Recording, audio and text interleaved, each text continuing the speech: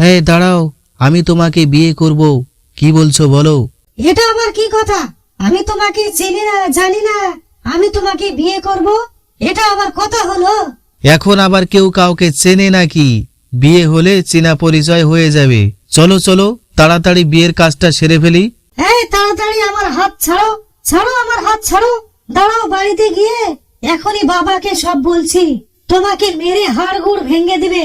হ্যাঁ যাও, ভালো করে বলবে।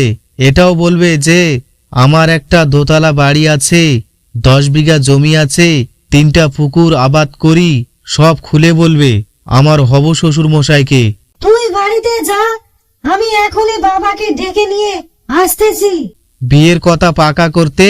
আচ্ছা, নিয়ে আসো তাড়াতাড়ি, ডেকে নিয়ে আসো। আমি বাজারে যাচ্ছি, মিষ্টি দই এবং খাসির মাংস নিয়ে আসতেছি। সেরাকু, হে সেরাকু, বাড়িতে আছিস নাকি? বেরিয়ে আয়, তাড়াতাড়ি বাইরে বেরিয়ে আয়। আরে চাচা, কি হয়েছে? চাচা, কি হয়েছে হঠাৎ আমার বাড়িতে? আসো আসো, বাড়ির ভিতরে আসো। আমি তোর বাড়িতে বসতে আসিনি, তোকে সাবধান করতে এসেছি। কেন চাচা, কি হয়েছে?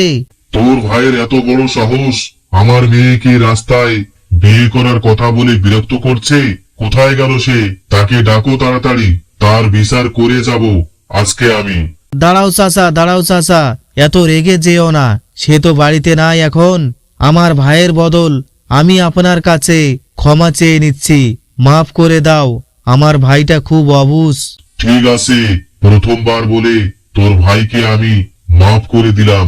দ্বিতীয়বার যেন এরকম ভুল আর না হয়, না হলে তোর ভাইকে আমি শেষ করে দেব। ঠিক আছে চাচা, আমার ভাইকে আমি ভালো করে বোঝাবো।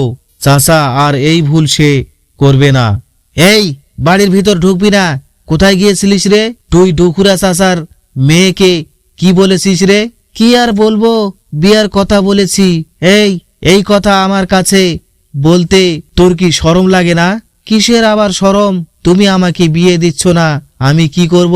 তোমাদেরকে আমি বিয়ের কথা বলছি, তোমরা আমাকে বিয়ে দিচ্ছ না, তাই আমি নিজে নিজেই আমার বউ দেখে বেড়াচ্ছি রাস্তায় রাস্তায়। ভাবি, আমাকে খিদে লেগেছে, আমাকে খেতে দাও। আমাকে আবার তাড়াতাড়ি বউ দেখতে যেতে হবে। বদমাইশের কথা শুনছো? বলছে কিরে, কিরে তুই পাড়ায় পাড়ায় মেয়েদেরকে ডিস্টার্ব করবি আর আমাকে অপমান হতে হবে?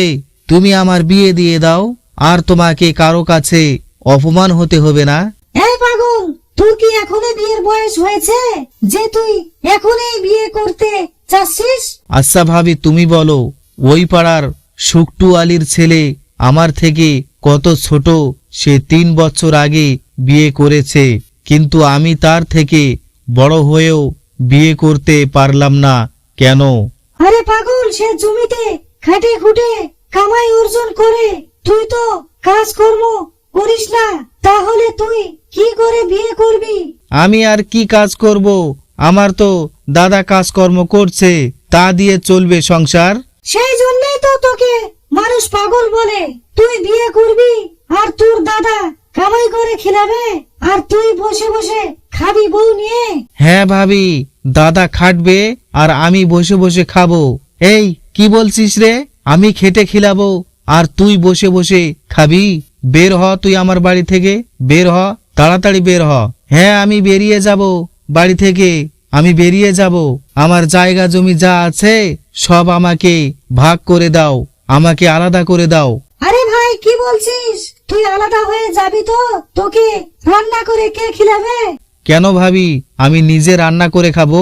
তুমি দাঁড়াও, ওই আলাদা হতে যাচ্ছে, ওকে আলাদা করেই দেব।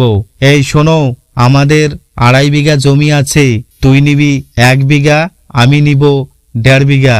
হ্যাঁ, আমাকে পাগল ভেবেছো? আমি নিব 1 বিঘা আর তুমি নিবে 1.5 বিঘা। আরে ছোটবেলা থেকে আমি জমিতে খাটাখাটি করছি, তাহলে আমি তো 10 কাঠা বেশি নিবই। আর তুই কোনো খাটাখাটি করিস না, ঘুরে বেড়াস আর খাস, তবু তুই 1 বিঘা জমি পাচ্ছিস, তাও কি তোর মন ওঠে না? আচ্ছা দাদা, তুমি ঠিক বলেছ, তুমি যা দিচ্ছ আমাকে সেটাই আমি মেনে নিলাম, কিন্তু এই পুরো বাড়িটা আমার নামে লিখে দিতে হবে। আরে কি বলছিস রে তুই? হ্যাঁ পুরো বাড়িটি দিতে হবে আমাকে।